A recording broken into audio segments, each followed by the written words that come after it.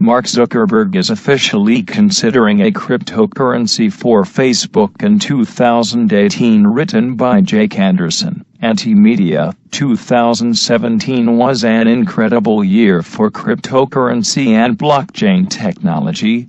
Bitcoin doubters are apologizing for their disturbing lack of faith, while tech moguls are waking up in droves to the revolutionary potential of how a truly decentralized blockchain could help end corruption and market manipulation by untrustworthy central actors. The newest voice on the scene with regard to decentralization is none other than Mark Zuckerberg, whose recent Facebook post has many thinking the social media magnate is considering entering the cryptosphere. Zuckerberg, who starts each new year with lofty public goals for where and how he wants to steer Facebook, had some interesting things to say for 2018. Any of the most interesting questions in technology right now is about centralization versus decentralization, Zuckerberg wrote. A lot of us got into technology because we believe it can be a decentralizing force that puts more power in people's hands. But today, many people have lost faith in that promise. With the rise of a small number of big tech companies and governments using technology to watch their citizens, many people now believe technology only centralizes power rather than decentralizes it. While it is more than a little ironic that Zuckerberg, who prides himself on tackling humanitarian problems, has the audacity to talk about giant tech companies using their technology to monitor people, he is at least acknowledging that a centralized corporatist technocracy might not have all the answers, and that it may be necessary to destabilize that system. There are important counter-trends to this, like encryption and cryptocurrency, that take power from centralized systems and put it back into people's hands, Zuckerberg continued. But they come with the risk of being harder to control. I am interested to go deeper and study the positive and negative aspects of these technologies and how best to use them in our services. While it may strike some that Zuckerberg was merely branding Facebook as a technologically progressive company, he did get around to some decent points, one of which is that the most disruptive technologies with the capacity for good are encryption and tools that promote decentralized peer-to-peer infrastructures, namely cryptocurrency. Encryption and cryptocurrency, he said, allow people to use technology to counter those with power. Maybe Zuckerberg read Quarry Dr. O's little brother over the holidays and is suddenly interested in the idea of using technology to flip the script on authoritarian regimes. Or maybe the Zuck sees the writing on the wall and knows Facebook has some major trust issues going on with its core users. He seemed to even suggest in the post that encryption and cryptocurrency could be a way to fix Facebook. Analysts are split on the reality of whether there could ever be a Facebook cryptocurrency. Ionatun Benchimon, CEO and founder of Matchpool, mentioned the possibility that Facebook could introduce a way to reward content creators on the site. This doesn't seem too far off, considering that at least one cryptocurrency, Steam, has a full-blown social network component to it that does exactly that. It rewards users for their posts with Steam Coin. While Steam isn't anywhere close to where Facebook is in terms of users, a blockchain-based social network seems almost inevitable. If they take a step toward this plan, it can be awesome, said Shimon. But in order to do it right, they have to be with a partner from the crypto space that understands how to build it in a decentralized way. Financial analyst Clement Thibault says Facebook isn't the only major tech company considering cryptocurrency. Microsoft, sort of, partnered with IOTA to create a cryptocurrency market for the Internet of Things, and Google recently lent its support to the industry, as well.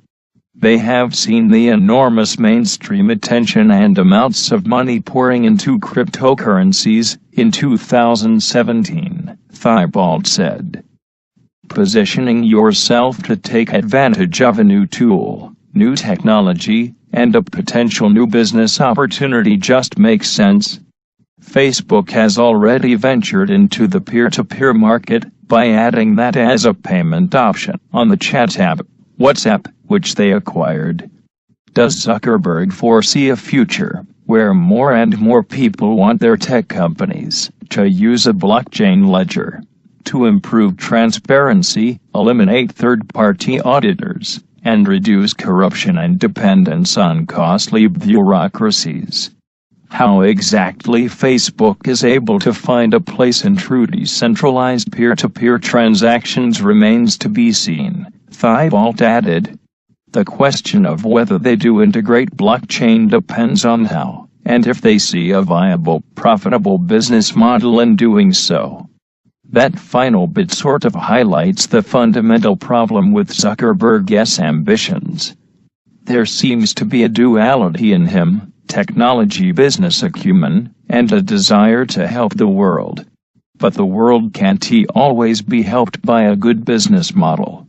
Sometimes you can't make money off doing the right thing.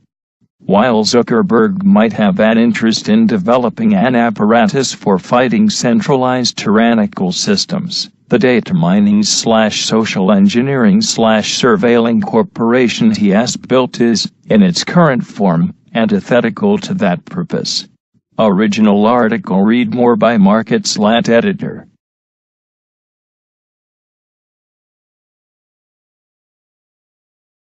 "2018 economy goes cold, inflation hot." Danielle DiMartino Booth. Former Fed insider Danielle DiMartino Booth is not optimistic about a surging economy in 2018. Booth contends, "We have seen 24 consecutive back-to-back months when credit card spending has outpaced incomes.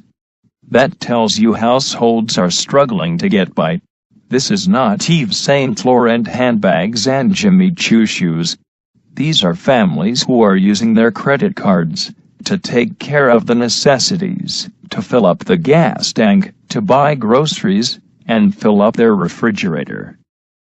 We have seen month after month of subprime automobile delinquencies, and we are starting to see a big tick-up in FHA mortgage delinquencies as well. We are at almost 10% delinquencies of FHA mortgage loans. Underlying the sugar high that we will see from all of these hurricanes and rebuilding efforts and wildfires, underneath that, still waters run deep, and the economy is not doing well. We are a consumption-driven economy that is weakening underneath. The sugar high will absolutely wear off in 2018. What about the bond market in 2018? Booth says, "We have gone from $150 trillion in global debt in 2007 to $220 trillion and counting today. If you delude yourself into thinking a rising rate environment can be good when we have tacked on $70 trillion of debt in the last decade, you are fooling yourself.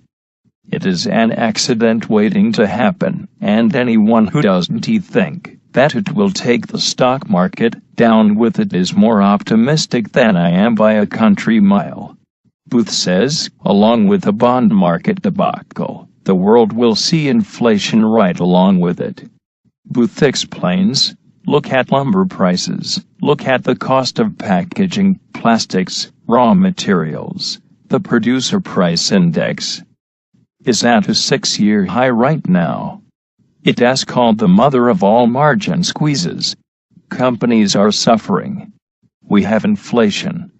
We have very real inflation, and it is hitting corporate America between the eyes.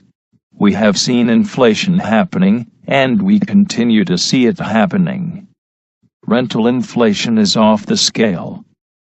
Inflation is up for 2018, and it has been up. We can have deflation and inflation at the same time.